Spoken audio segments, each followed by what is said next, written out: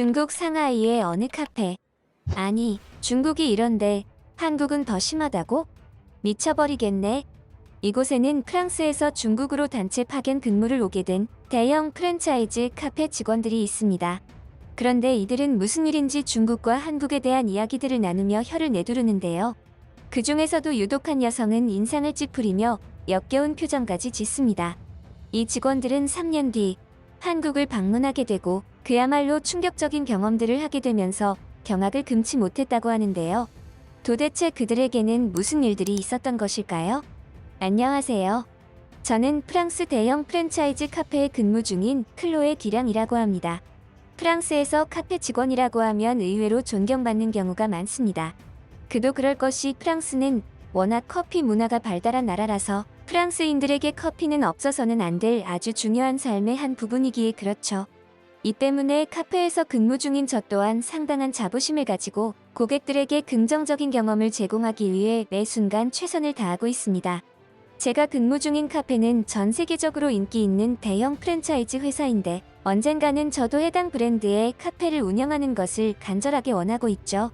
사실 그 인생 목표 하나만을 가지고 이곳에서 근무를 이어나가고 있는 것이라고 생각합니다. 하지만 그런 저에게 최근 들어 꽤 큰 인생 변화와 마주해야 할 일이 생겼습니다. 중국 지점으로 파견을 나가라는데 운도 더럽게 없지. 왜 하필 그토록 먼 아시아 국가로 가야 하냐고. 최근 들어 회사의 지침 때문에 프랑스에서 근무하던 저희 팀원들은 교류와 지원을 목적으로 중국에 있는 분점으로 파견 근무를 가야 했습니다. 이런 파견 근무는 저희에만 있는 특별한 상황은 아니었고 다른 곳에서 근무 중인 직원들도 같은 이유로 세계 각국에 있는 분점에 파견 근무를 나가야 했죠. 어떤 이들은 새로운 국가로의 파견 근무를 반기는 경우들이 많습니다. 여행을 하는 듯한 기분을 느끼며 새로운 국가의 새로운 문화들을 접하며 긍정적인 에너지를 재충전한다는 의미로 말이죠. 마치 여행을 가는 것 같은 기분을 느끼는 것입니다. 사실 저 또한 이러한 파견 근무에 긍정적인 사람이었습니다. 그러한 경험들은 돈을 주고도 사지 못할 소중한 경험이 되는 경우들이 많았거든요. 게다가 저는 이 회사에서 뼈를 묻을 각오로 근무를 해오고 있기에 성공하기 위해서는 그들이 원하는 대부분을 다 해내야 했으니까요. 뭐, 가족들과 의절해라. 사랑하는 사람과 헤어져라와 같은 부당한 요구가 아니라면 말이죠. 하지만 목적지가 아시아 국가인 중국이라는 점이 솔직히 마음에 걸리긴 했습니다. 아시아 쪽은 한 번도 경험해보지 않았기도 했고 그다지 좋은 이미지는 아니었기 때문이죠. 중국을 가보지는 못했지만 프랑스에서 중국인 손님을 상대했던 적이 있었는데 그 이후로는 아시아인에 대해 좋지 않은 편견이 생겨버렸거든요. 분명히 카페 내에는 흡연실이 별도로 존재했고 흡연은 그곳에서만 해야 했지만 해당 중국인 손님은 비흡연 자리에서 흡연을 시도했고 그 문제로 언쟁이 있었거든요.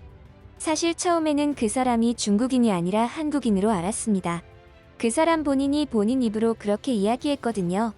하지만 저희 직원 중 한 명이 번역기를 돌려서 그가 통화하는 내용을 번역해봤는데 중국어를 사용하더라고요. 쟤들이 중국어를 알겠어? 안 그래도 내가 지금 한국인이라고 속이고 비흡연실에서 흡연을 했더니 아주 난리더라고. 이게 애국이지 다른 게 애국인가? 번역기에 번역된 내용을 본 우리는 정말이지 어이가 없어서 아무런 말도 나오지 않더라고요. 제가 알기로 아시아 국가 중에서도 중국과 한국은 그리 나쁜 사이는 아니라고 알고 있었는데 그 사람은 왜 저런 짓까지 하는지 의구심이 들었던 순간이었죠. 내키지는 않았지만 우리 팀은 중국행 비행기에 몸을 실었고 조금은 걱정되고 또 조금은 설레는 중국살이를 시작했습니다. 중국 상하이에서의 생활은 생각보다는 나쁘지 않았습니다. 그 일이 있기 전까지는 말이죠. 우리는 상하이 지점에 오게 된 이유를 대번에 알게 되었습니다. 인구가 많아서 그런지 이곳에는 하루 종일 엄청난 인파가 몰려드는 소위 인기 지점이었거든요. 중국인 손님들도 많았지만 외국에서 여행을 온 듯한 외국인 손님들도 상당했습니다. 아무래도 세계적으로 분포되어 있는 카페이다 보니 눈에 익숙한 브랜드 카페로 발길이 가는 건 어쩔 수 없는 사람들의 본능이니까요. 하지만 저는 이곳 상하이 지점에서 근무한 지 석 달이 채 되기도 전에 충격적인 장면을 목격하고 말았습니다. 여느 때와 마찬가지로 카페에서 손님들을 응대하느라 정신이 없는 와중이었는데 갑자기 저희 팀원 한 명이 비명을 지르는 거예요. 길게 내지르는 비명 소리가 아니라 아주 짧은 비명이었는데 마치 지나가는 괴생 명체를 본 듯 참지 못하여 자신도 모르게 나오는 짧은 비명이었습니다. 무슨 일인가 싶어서 그쪽을 봤고 저는 경악을 금치 못했죠. 그곳에는 중국인 남자가 쭈그리고 앉아서 대변을 보고 있었거든요. 그곳도 카페 외부가 아닌 내부에서 말이에요. 이게 말이나 됩니까? 저는 이러한 장면을 두 눈으로 보고도 믿기지 않았습니다. 근처에 있던 직원은 기겁을 하며 이곳에서 이러시면 안 된다고 화장실로 당장 가시라고 했지만 돌아온 손님의 반응에 저희는 넋을 잃고 말았죠. 아니, 화장실에 사람이 가득 찼으면 어쩌려고? 여기 구조가 불편해서 화장실 찾기도 힘들어. 휴지나 가져와. 내가 처리할 테니까. 뭐가 저렇게 당당해? 이게 맞아? 저는 순간적으로 한참 동안이나 말이 나오지 않을 정도로 넋이 나가서 팀원이 제 어깨를 흔들면서 부르는 지경이 되어서야 정신을 차릴 수 있었죠. 다시금 중국에서의 흡연 사건이 떠오르는 순간이었습니다. 앞불싸. 제가 괜한 생각을 했던 것일까요? 사태가 더욱 심각해졌습니다. 갑자기 카페 내부에 있던 손님들이 담배를 꺼내들기 시작하더니 너도 나도 흡연을 시작하는 게 아니겠습니까? 이게 대체 뭔 일이야? 대체 나한테 왜 이러는 거냐고. 저는 당장이라도 울고 싶은 지경에 이르렀죠. 알고 보니 해당 손님들은 대변 냄새 때문에 그 냄새를 가리기 위해 담배를 피운 것이었습니다. 게다가 중국에서는 카페뿐만 아니라 식당이나 공공장소에서도 막무가내로 흡연을 하는 문화가 있었죠. 그들은 그것이 서로의 동질감을 이어주는 공감대의 역할을 한다고 했습니다. 공감대도 좋지만 간접 흡연이 얼마나 타인에게 민폐를 끼치는지 알기에 이건 아니라고 생각했죠.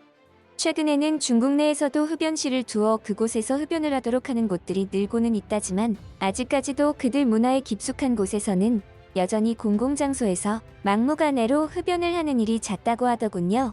저는 이러한 일들을 겪으며 팀원들을 한 명씩 돌아가며 바라본 후 말했죠. 우리 여기에서 제대로 근무를 이어나갈 수 있을까? 하지만 우리는 어찌저찌 하루하루를 견디고 인내하며 1년이라는 시간 동안 상하이 지점에서의 근무 생활을 잘 이어나가고 있었습니다. 이제는 조금씩 그런 부분들이 면역이 되었다고 해야 할까요? 카페 내에서 소리 지르고 고성방가하는 것은 아무것도 아닌 것처럼 느껴지는 그런 초월 단계라고 표현하고 싶네요. 조금만 더 견디면 좋은 날이 있을 것이라는 희망을 버리지는 않았습니다.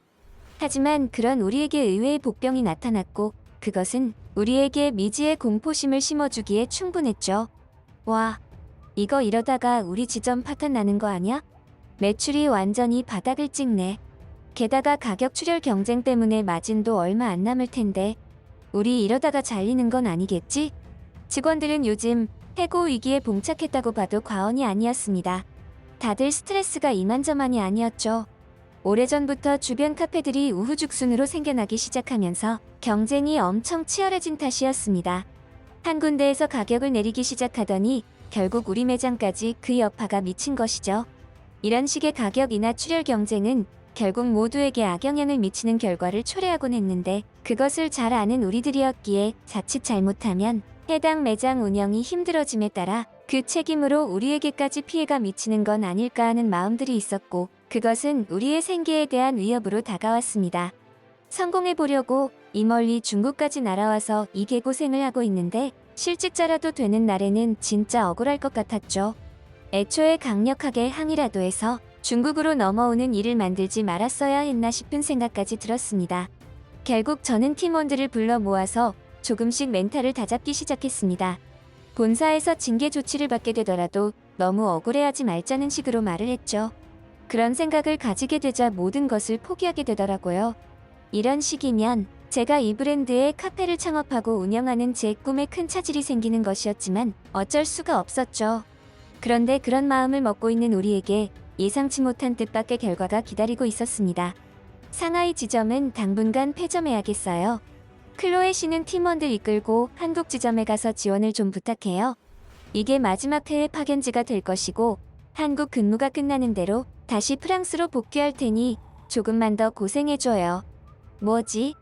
이런 식으로 징계를 내리는 건가? 분명히 표면적으로는 다른 해외 근무지로 파견을 가는 것이었지만 저는 이것이 파견이라기보다는 새로운 형태의 징계라고 받아들였습니다.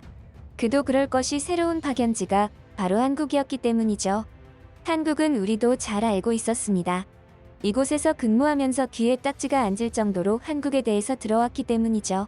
이곳에서의 3년 동안도 지옥처럼 느껴진 저였기에 한국으로의 파견은 그야말로 지옥의 2차 관문과도 다를 바 없었습니다. 한국으로 가는 저와 팀원들은 하나같이 불안한 표정이 역력했습니다.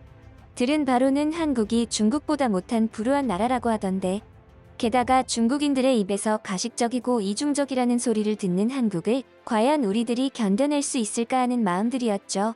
어떤 직원은 그냥 사직서를 제출하고 도망갈까 하는 직원도 있었습니다.